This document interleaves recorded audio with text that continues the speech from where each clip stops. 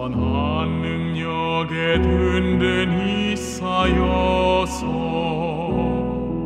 큰 보호받고 위로받으며 이 시간 우리 함께 지내면서 새로운 내일 맞으려 하네. 주 선한 능력 보호받으면서 무슨 일 닥쳐도 담대하네. 주께서 밤낮으로 함께하니 큰 확신 속에 새날 맞으리.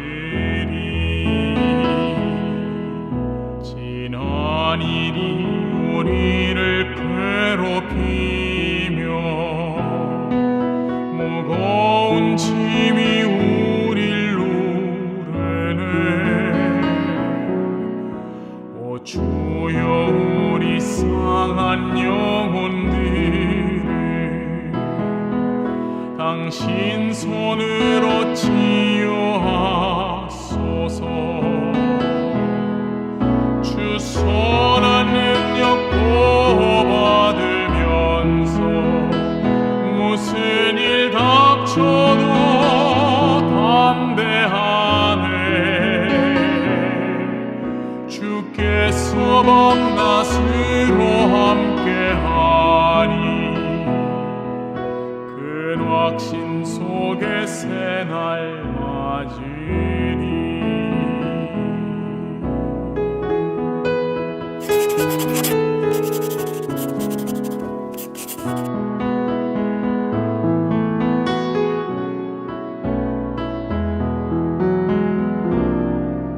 주께서 우리에게 허락하신 작은 촛불이 타게 하소서. 우리로 다시 하나 되게 하사 어두움 밝히 비춰주소서. 주 선한 능력 보호받으면서 무슨 일 닥쳐도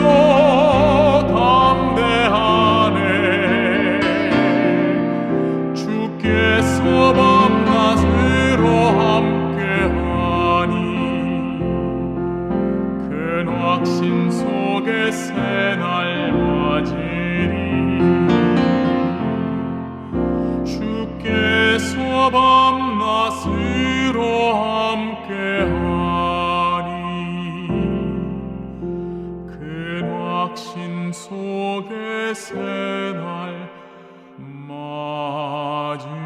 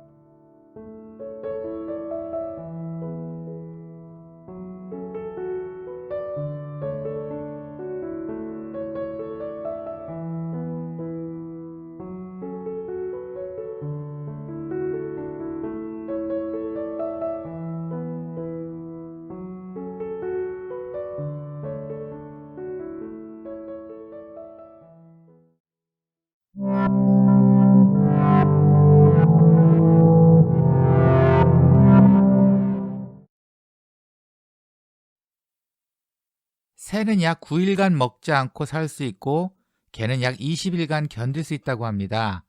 그런데 거북이는 500일을 먹지 않아도 살고 뱀은 무려 800일을 견딘다고 합니다.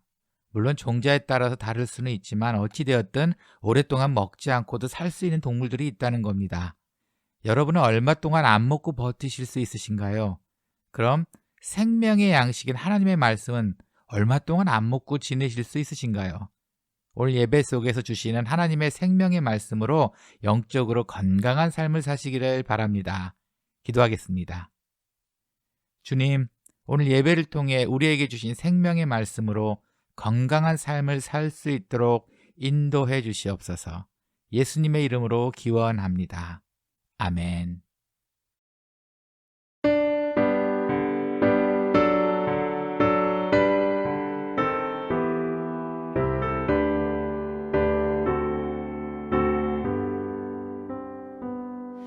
찬양 성부 성자 성령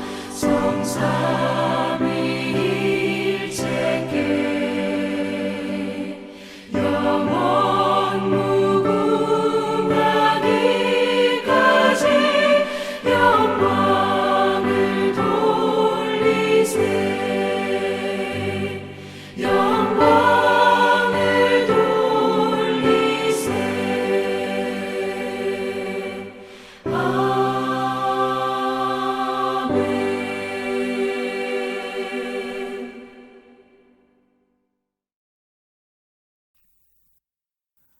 나는 전능하신 아버지 하나님 천지의 창조주를 믿습니다. 나는 그의 유일하신 아들 우리 주 예수 그리스도를 믿습니다. 그는 성령으로 잉태되어 동정녀 마리아에게서 나시고 본디오 빌라도에게 고난을 받아 십자가에 못 박혀 죽으시고 장사된 지 사흘 만에 죽은 자 가운데서 다시 살아나셨으며 하늘에 오르시어 전능하신 아버지 하나님 우편에 앉아 계시다가 거기로부터 살아있는 자와 죽은 자를 심판하러 오십니다. 나는 성령을 믿으며 거룩한 공교회와 성도의 교제와 죄를 용서받는 것과 몸의 부활과 영생을 믿습니다. 아멘.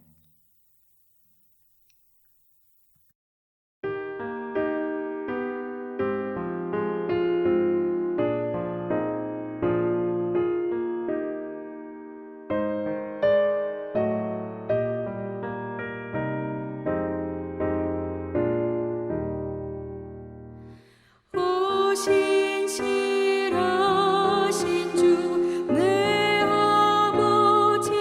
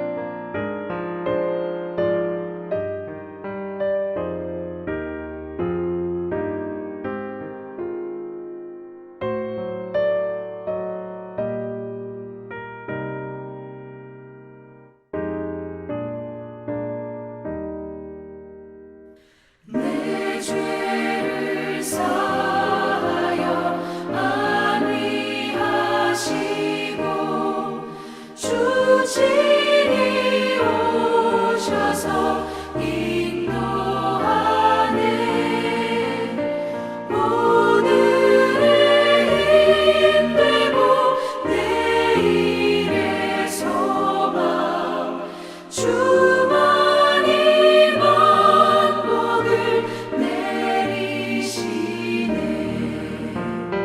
오신 실하신 주, 오신 실하신 주, 날마다 자비를 베푸시며 일용할 모든 것 내려주시니 오신 실하신 주, 나의 구주.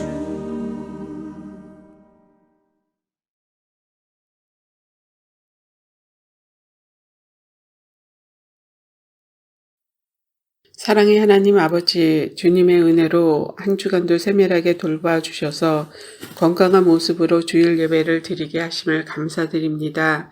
찬양과 경배함으로 평안을 느끼고 생명의 말씀을 통해 하나님을 만날 수 있게 하시니 너무 감사드립니다. 각처에서 가정을 통해 한마음으로 드려지는 예배에 성령님 오셔서 은혜와 기쁨이 넘치는 시간 되게 하옵소서. 오직 주님만이 생명의 구원자시며 삶의 인도자 되시니 염려와 두려움 주님 앞에 내려놓고 주님만 바라보게 하옵소서. 코로나의 확산이 점점 심해져가는 시간에 어떻게 대처하며 살아야 할지 걱정이 앞서지만 지금까지 인도하신 주님을 신뢰하며 믿음을 굳세게 하옵소서. 우리가 믿을 것과 바라볼 것은 오직 주님이십니다. 주님, 이 고백의 순간 후에도 우리가 연약하고 부족하여 세상의 반응에 두려워하고 현실 앞에 불안하여 떨게 되오니 지금까지 우리를 먹이시고 입히시고 피로를 채우시며 돌봐주신 하나님을 기억하게 하옵소서. 또한 하나님의 자녀들을 늘 돌봐주신 것처럼 어디 기댈 곳도 없어 방황하는 불쌍한 영혼들, 가난하여 사람답게 살아가지 못하는 사람들, 코로나 확산에 대처할 방법조차 없는 사람들, 우기철의 센 비바람과 폭우 속에 몸 하나 누울 곳 없는 사람들까지 하나님의 긍휼하심과 선하심이 닿기를 기도드립니다. 그들과 함께 살면서도 별개의 삶이라 생각하고 느긋하게 살아가는 저희가 하나님의 도움이 미치기만을 다만 기도할 뿐입니다. 하나님 아버지, 하나님의 뜻이 우리 마음 가운데 닿아 어려움이 처한 곳에 사마리아인의 행함이 움직여지게 하시고 나에게서 우리에게 이웃으로 사랑을 나누게 하옵소서. 늘 마음과 생각뿐이고 행함이 절제되는 우리의 마음을 활짝 열어주옵소서. 은총교회를 통한 하나님의 일하시는 지경이 넓어지도록 우리를 사용하여 주옵소서. 사랑하는 성도들이 하나님 닮아가도록 마음의 문을 두드려 주시는 문목사님 늘 강건하게 하시고 코로나로 사역의 변화에도 성도님들의 믿음이 반석과 같이 자라가도록 인도하여 주옵소서. 은총교회를 위해 힘을 다해 도우시던 사랑하는 안사모님, 한국으로 돌아가는 일정들이 순조롭게 진행되게 하시고 한국 은총교회 사역을 정 목사님과 잘 감당할 수 있도록 새 힘 부어 주옵소서. 한국과 남아공 은총교회가 서로 기도의 동역자로 동반자로 힘이 되는 교회 되게 하옵소서. 하나님 아버지, 하늘을 위해 기도합니다. 아픔이 있는 곳에 하나님의 치료의 능력이 닿아 깨끗이 치료되게 하시고 다시 건강한 모습을 보게 하옵소서. 다 알지 못하는 간절한 기도 제목들도 들으시고 응답해 주시기를 원합니다. 낙심하지 말고 기도해야 함은 주님이 함께 하신다는 찬양처럼 우리의 호흡 소리까지도 세밀히 들으시고 기도에 응답하심을 믿습니다. 이 시간 이동주 목사님 말씀을 통해 하나님 음성 듣게 하시고 그 지혜로 한 주간 힘차게 살아가게 하옵소서. 하나님의 은혜가 아니면 살아갈 수 없는 우리를 아낌없이 사랑하시는 우리 주 예수 그리스도의 이름으로 기도드립니다. 아멘.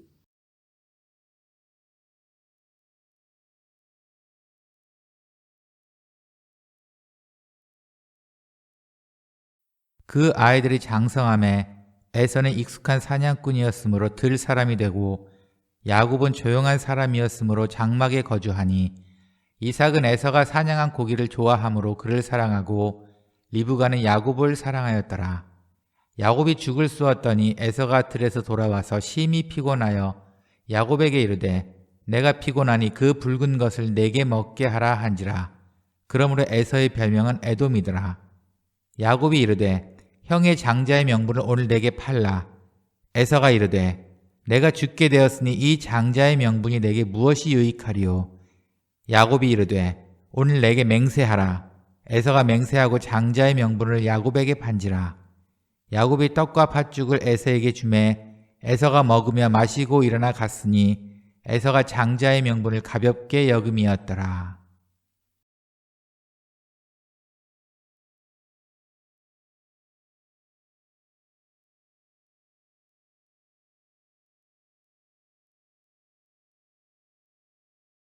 현재 가나안 땅에는 이스라엘이라는 나라가 세워져 있습니다.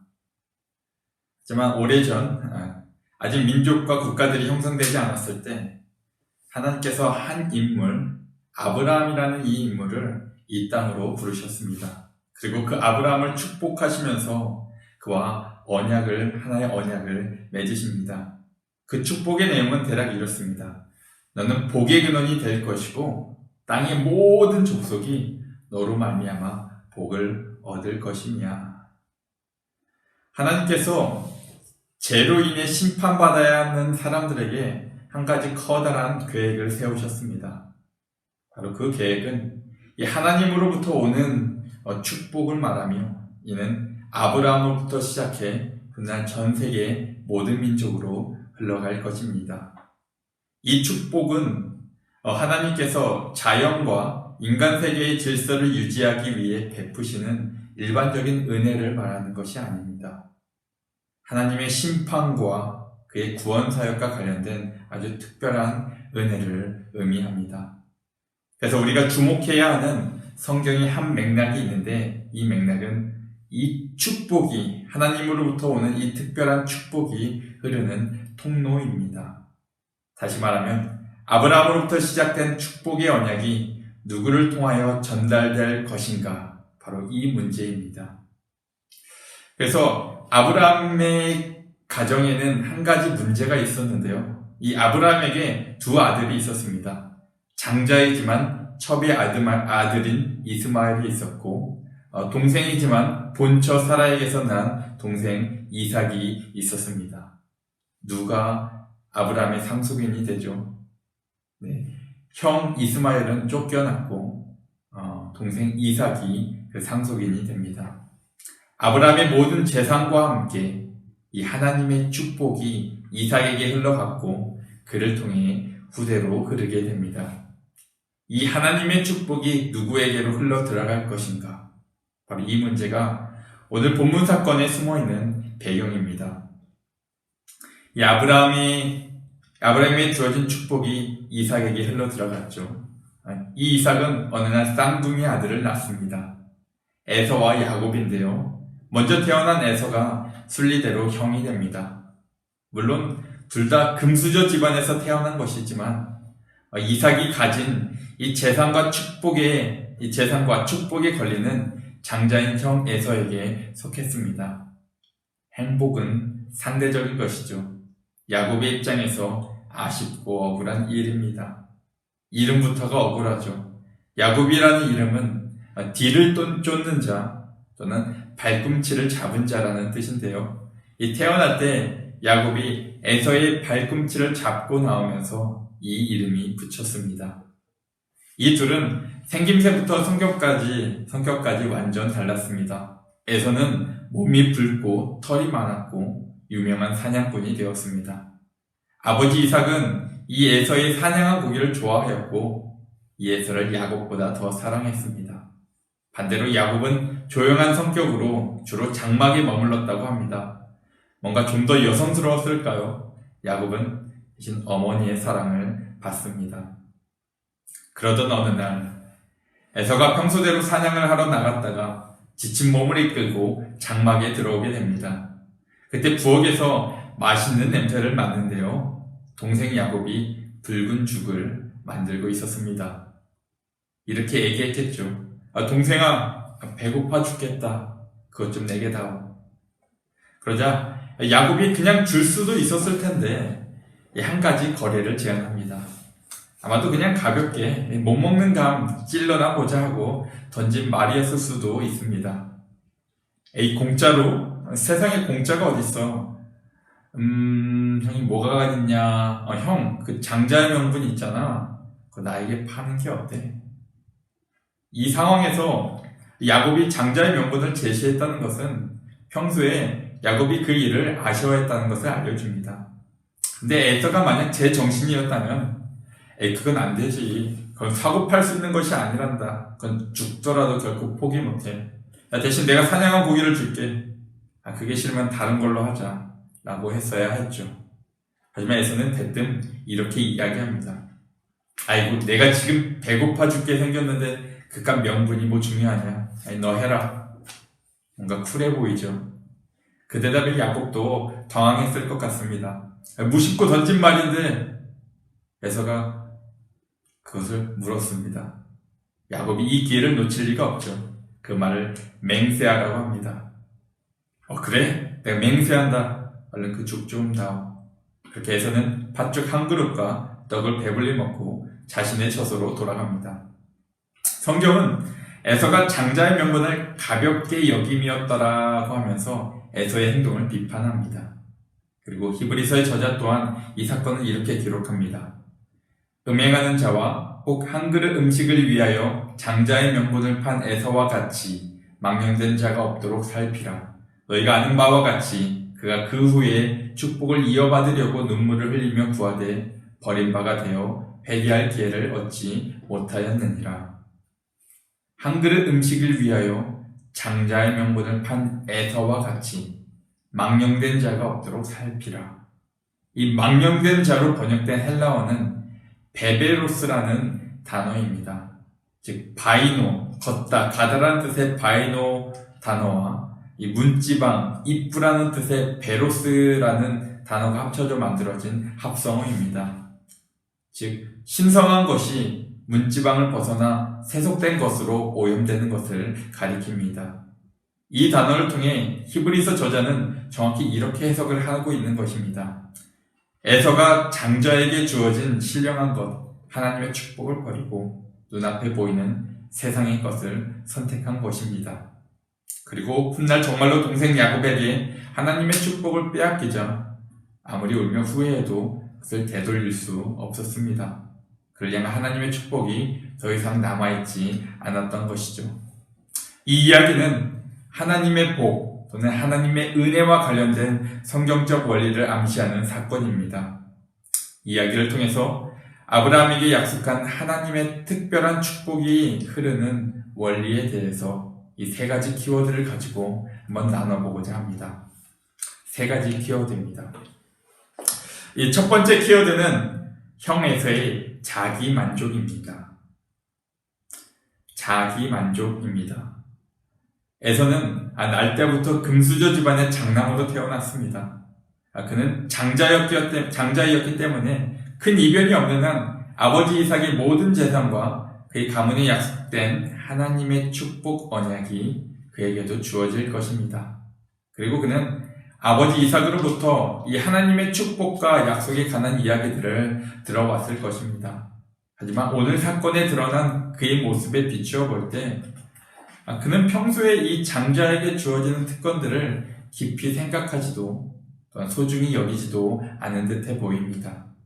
만일 소중히 했다면 내가 죽게 생겼는데 장자의 명분이 지금 뭐가 중요하냐 라는 말이 그렇게 쉽게 나오지 않았겠죠. 평소 그의 속마음이 드러난 것으로 생각됩니다. 그렇다면 에서는 왜 이러한 것들을 소홀히 여겼을까요? 이 성경에 기록되진 않았지만 저의 신앙의 유익을 위해 그 상황을 한번 유추해 볼 수 있을 듯 합니다. 확실히 에서는 그의 쌍둥이 동생 야곱에 비해 많은 부분에서 잘 나갔습니다. 몸에 털이 많았다는 것은 그의 남성스러움을 돋보이게 해주었으며 그리고 그는 남자답게 사냥을 매우 잘하는 사냥꾼이 되었습니다. 훗날 그는 여러 아내를 두었고 이 평생을 유목민으로 지냈던 야곱과 달리 에서는 개인 군사들을 거느릴 만큼 리더십이 있었습니다. 그리고 그는 무엇보다 어려서부터 아버지 이삭의 사랑을 받고 자랐습니다. 그래서 그랬던가요? 에서는 잘난 부분이 많습니다.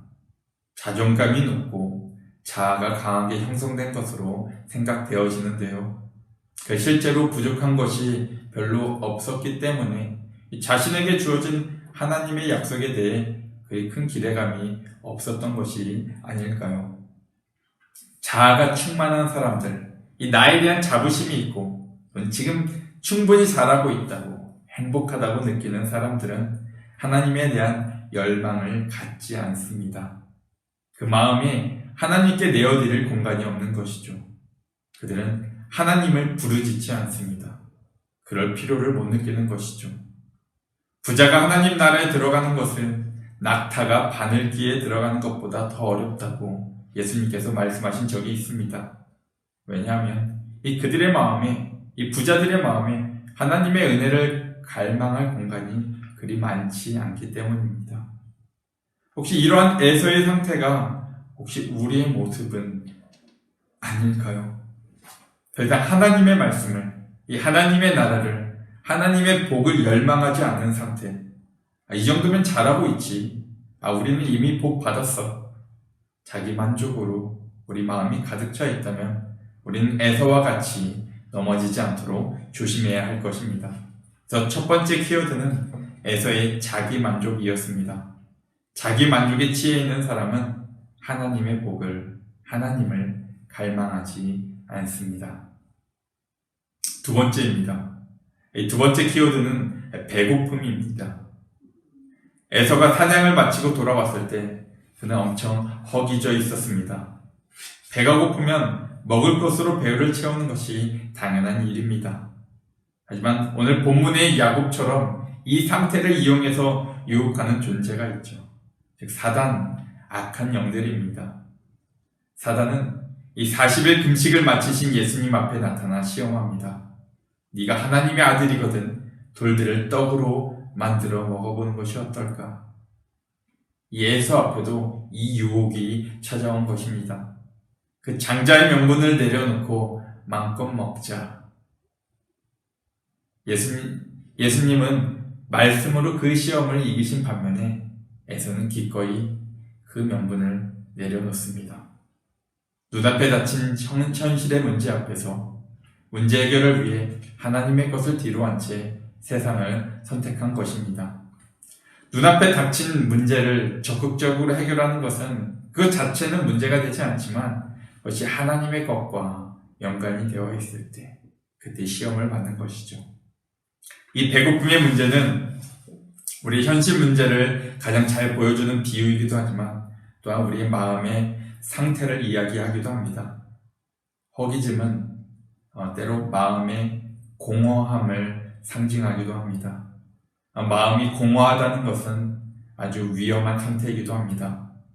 그 상태가 지속된다면 자기 분열로 나아갈 수도 있는 정신 상태이며 영적으로 이야기한다면 그 텅 빈 마음이 악한 영으로 채워줄 수도 있는 상태를 이야기합니다. 이 공허함이 찾아올 때 우리 마음은 분열되지 않기 위해서 무의식적인 대응태세를 갖춥니다. 즉 살아있음을 증명하기 위해, 살아있음을 느끼기 위해 그 빈 공간을 채워나갑니다. 그것이 정상적인 방식일 땐 문제가 없겠지만 이 자극적인 쾌락이나 중독될 수 있는 것들 또는 반사회적인 것들로 채울 때 이 문제가 되기 시작합니다. 왜냐하면 그러한 것들은 다시 금방 사라지는 것들이고 이 공허함이 다시 금방 찾아오며 그때마다 그 행동을 계속 요구할 것이기 때문입니다. 허기짐을 느낄 때 그것은 우리 마음이 매우 약해져 있을 때를 의미합니다. 그때 무엇을 붙드는가에 의해 우리의 삶이 바뀌게 됩니다. 내 배고픔을 채워나가는 그것이 바로 나의 삶에 영향을 줄 것이기 때문입니다. 혹시 성도님들 중에 이러한 공허함 가운데 계시는 분들이 있으신지요? 이는 위험한 상태이기도 하지만 다른 한편으로 기회이기도 합니다. 자존감이 철저히 바닥난 그 상태는 우리가 하나님을 만나고 붙들 수 있는 바로 그 자리이기도 합니다. 우리가 하나님 앞에 겸손히 무릎 꿇고 하늘의 은혜를 갈망하며 기도할 때 이 천지의 주제이신 하나님께서 그 약속하신 대로 주의 성령을 우리 마음 가운데 채워주십니다. 명절이 끝나갈 때 예루살렘에서 예수님께서 사람들 앞에 서서 이렇게 외치신 적이 있으십니다. 누구든지 목마르거든 내게로 와서 마시라. 나를 믿는 자는 성경의 이름과 같이 그 배에서 생수의 강이 흘러나오리라. 공허함이 나를 사로잡을 때 이 말씀을 의지하여 하나님께 간구하십시오. 주의 성령이 예수님의 이름을 통해 여러분 안에 흘러 들어갈 것입니다. 핸드폰, 아이패드 이런 것들 내려놓으시고 무릎을 꿇고 우리 하나님께서 우리 안에서 일하실 수 있도록 우리 마음의 문을 여는 것은 어떨까요? 야곱은 그 허기짐을 팥죽 한 그릇으로 채웠습니다. 그리고 하나님의 축복을 상징하는 장자의 명분을 내려놓고 그 자리를 떠납니다. 두 번째 키워드는 배고픔이었습니다. 여러분은 이 배고픔을, 이 허기짐을 무엇으로 채우시겠습니까? 세 번째 키워드는 야곱의 열심입니다. 야곱이라는 인물은 우리 신앙인들에게 희망이 됩니다. 제가 영어 이름으로 제이콥을 쓰는 이유도 바로 이 이유 때문입니다. 야곱이란 사람은 참 잘난 것도 없고 욕심 많고 정직하지도 않고 그런데 그럼에도 불구하고 하나님께 사랑을 받았던 사람입니다. 야곱이란 이름이 그가 태어날 때 형 에서의 발꿈치를 잡았다고 해서 지어진 이름이라고 했습니다. 뒤를 쫓는 자라는 뜻을 가지기도 합니다. 그의 이름 그대로 그의 삶은 장자인 형 에서를 쫓는 삶을 보여줍니다. 형보다 잠깐 늦게 나왔다는 이유만으로 야곱은 정말 많은 것들을 포기해야 했습니다. 물론 그도 금수저 집안의 자식이었지만 그 집안에서 그는 자신의 형과 비교했을 때 흙수저였습니다. 욕심은 있는데 그것이 자기에게 주어지지 않았을 때 그의 마음이 얼마나 공고하였겠습니까? 그러다 어느 날 뜻하지 않은 기회가 찾아왔습니다. 그냥 던진 말이었는데 에서가 장자의 명분을 준다고 합니다. 이게 착한 동생이라면 아니야 형, 그거 형이 잘 간직해야지. 농담이었어. 라고 넘어가야 했을 것입니다. 하지만 야곱은 오히려 맹세하려고 달려듭니다. 지금으로 말하면 각서를 쓰고 도장을 찍는 것이죠. 확실히 야곱의 이러한 행동을 볼 때 그 모습이 그다지 좋아 보이지는 않습니다. 비호감이죠. 그럼에도 불구하고 재미있는 사실은 하나님께서 이 야곱을 나무라지 않으시고 오히려 야곱을 선택하셨다는 것입니다. 다른 것은 몰라도 하나님의 축복을 받고자 했던 야곱의 그 열심을 하나님께서 기쁘게 보셨던 것이 아닐까요? 그래서 세 번째 키워드는 하나님을 향한 열심입니다. 하나님께서 아주 특별한 복을 계획하셨고 그 복이 아브라함으로부터 시작된 이스라엘이라는 나라를 통해 흘러내려옵니다. 이스라엘은 곧 하나님의 백성을 의미했고 곧 하나님의 축복을 담지한 언약 백성을 의미합니다. 그 백성을 마주했던 이방 나라 중에서 이 축복의 백성 가운데 속한 사람들이 몇몇 있었습니다. 그중 대표적인 인물이 여리고성에 살았던 기생 라합입니다. 사실 라합의 행동은 결코 윤리적이지 않았습니다. 그는 자신의 민족과 이웃을 배반하고 적들의 정탐꾼들을 숨겨주고 약속을 받아냅니다. 너희가 쳐들어올 때 우리 가족만은 살려줘. 그리고 병사들이 왔을 때 거짓말까지 하며 정탐꾼들을 살려보내줍니다. 자기 민족을 판 여인입니다. 그렇게 여리고성이 정복되어 모든 것들이 불에 탔을 때도 이 라합의 가족은 구원을 받았고 그녀는 하나님의 백성으로 속하게 됩니다. 놀라운 것은 그가 이방 여인 기생 출신이었음에도 불구하고 예수님의 족보에 올랐다는 것입니다. 담임 목사님께서 지난번 설교에서 말씀하셨던 룻을 기억하십니까? 이 룻의 열심도 이 라합에게 뒤지지 않는데요. 남편이 죽었음에도 불구하고 시어머니 나오미를 쫓아 이스라엘까지 쫓아온 여인입니다. 이 보아스라는 사람이 룻의 남편이 되었죠. 이 보아스의 어머니가 바로 이 기생 라합입니다. 룻의 세 시어머니죠. 두 여인 모두 예수님의 족보에 기록된 여인들입니다.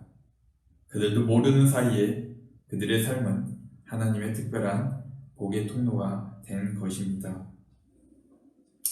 이들은 하나님의 언약이 흐를 때 가만히 보고만 있지 않았고 그 언저리에서 그 기회를 적극적으로 붙잡은 사람들입니다. 예수님이 지나가실 때 그 소문을 듣고 멀리서 한 맹인이 소리를 지릅니다. 다윗의 자손 예수여, 나를 불쌍히 여기소서. 그가 시끄럽게 하자 사람들이 그를 조용히 시킵니다. 조용히 좀 해. 그러자 그는 더 크게 소리 지릅니다. 다윗의 자손이여, 나를 불쌍히 여기소서. 그 소리를 들으시고 예수님께서 명하시죠. 그를 데려오라. 내게 무엇을 하여 주기를 원하느냐? 당연히 그가 이렇게 대답합니다. 주여, 보기를 원하나이다. 그러자 예수님께서 동문서답으로 보라, 내 믿음이 너를 구원하였느니라고 이야기합니다. 그리고 그가 눈을 뜨게 되죠. 당장에는 그가 눈을 뜬 게 중요한 것이겠지만 더 중요한 것은 그가 하나님의 복을 경험했고 예수 그리스도를 믿음으로 하나님의 자녀가 될 것이라는 사실입니다. 뽕나무에 올라간 삭개오가 그랬고 사람들 틈에서 몰래 예수님의 옷자락을 만진 혈루병을 앓은 한 여인이 그랬습니다. 내가 죽게 나아가기도 감당하지 못할 줄을 알았나이다. 말씀만 하사 내 하인을 낫게 하소서. 누가 말했죠? 바로 로마의 백부장입니다. 그가 또한 그랬고, 주여, 개들도 제 주인의 상에서 떨어지는 부스러기를 먹나이다. 라고 말한 이방 여인이 그랬습니다. 은혜를 갈망하며 이 복을 경험한 사람들에게는 수도 없이 찾아볼 수 있을 것입니다. 서두에서 성경의 한 중요한 맥락이 바로 이 축복이 흐르는 통로라고 이야기했습니다. 그 중요한 통로는 다름 아닌 하나님을 향한 사람들의 열심입니다. 다른 말로 하면 믿음입니다. 복을 주시겠다는 하나님의 열심이 먼저 있었고 이 축복이 흐르는 곳에서 교만과 자기 만족이 아니라 겸허히 열심으로 은혜를 갈망했던 사람들이 그 축복의 통로가 되는 것입니다. 아브라함을 통해 약속하신 그 복이 지금 바로 우리 앞에도 흐르고 있습니다. 보이시나요? 그 물줄기를 거부하지 마시고 여러분의 몸을 담그십시오. 그리고 그 흐름의 통로가 되십시오. 에서와 같이 어리석음으로 그 흐름을 막는 자가 되지 마시고 내 삶을 통해 그 복이 다른 곳으로 넘쳐 흘러가도록 축복의 통로가 되십시오. 하나님을 열망하시고 그분의 나라를 갈망하십시오. 하나님의 이 커다란 복 안에서 우리 모든 공허함과 갈급함, 공고함과 삶의 문제들이 해결되고 또한 초월되어 세상에 없는 참 평안과 참 기쁨이 우리 삶 안에 찾아올 줄로 확신합니다. 우리 참 복이신 예수 그리스도의 그 이름을 겸허히 마음에 부르십시오. 그분이 우리 안에 오셔서 일하시는 것을 경험하시기를 주님의 이름으로 간절히 부탁드립니다. 오늘 세 가지 키워드를 이야기했습니다. 첫 번째, 에서의 자기 만족이었습니다. 그리고 두 번째, 에서가 경험한 배고픔, 허기짐이었습니다. 그리고 마지막, 야곱의 하나님을 향한 열심입니다. 마지막으로 당부드립니다. 이 축복의 통로가 되는 것, 기도 외에는 방법이 없습니다. 혹시 여러분 중에 무너진 기도의 시간이 있다면 기도를 통해 하나님의 축복이 여러분에게 다시 흐를 수 있도록 그 시간을 회복하시기를 부탁드립니다. 그 기도들이 모여 사랑하는 주의 은총교회가 하나님의 축복의 통로로 그게 쓰임받기를 주님의 이름으로 간절히 소원합니다. 기도하겠습니다. 복의 근원이 되신 하나님, 저희가 하나님의 이름을 부르며 다시 한번 겸허히 무릎을 꿇사오니 저희의 교만한 마음을 내려놓게 하시고 세상으로 향하는 저희의 눈을 돌이키시고 하나님의 복을, 하나님의 나라를 바라보게 하여 주옵소서. 예수님의 이름으로 간절히 기도드립니다. 아멘.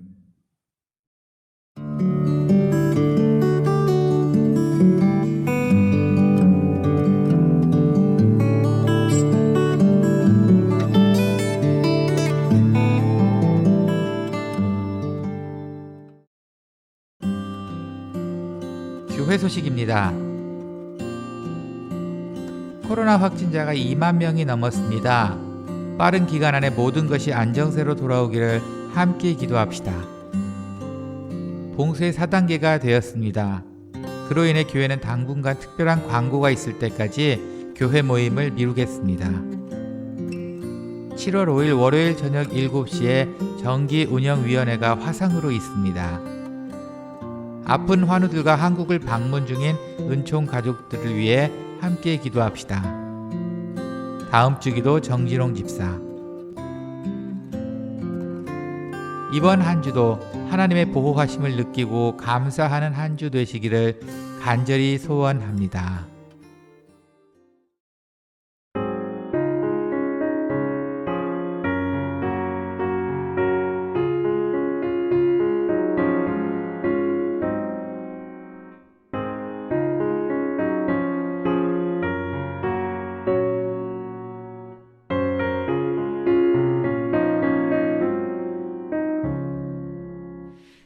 예수가 거느리시니 즐거운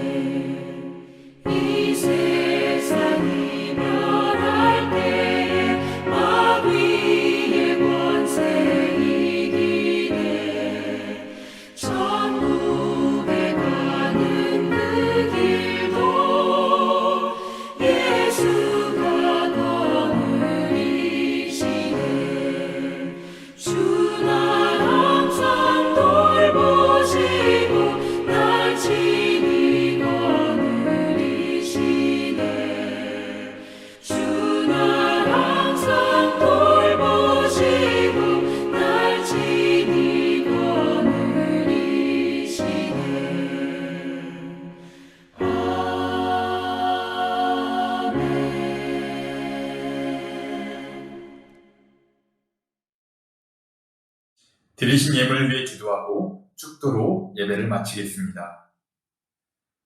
사랑의 주님, 주 앞에 드리기를 아까워하지 않게 하시고 자원하여 드리는 이 마음들 가운데 주의 신령한 복을 더욱 넘치게 하옵소서. 무엇보다 이 헌금이 쓰여지는 곳마다 주의 사랑이 넘치게 하옵시며 주의 은혜가 충만하게 하여 주옵소서. 지금은 우리 주 예수 그리스도의 은혜와 하나님의 그 크신 사랑과 성령님의 충만한 교통하심이 자기를 주 앞에 내려놓으며 세상의 것들이 아닌 하나님의 것으로 공허한 마음을 채우기를 간절히 원하는 주의 모든 사랑하는 백성들 머리 위에 지금으로부터 영원토록 함께 있을지어다. 아멘.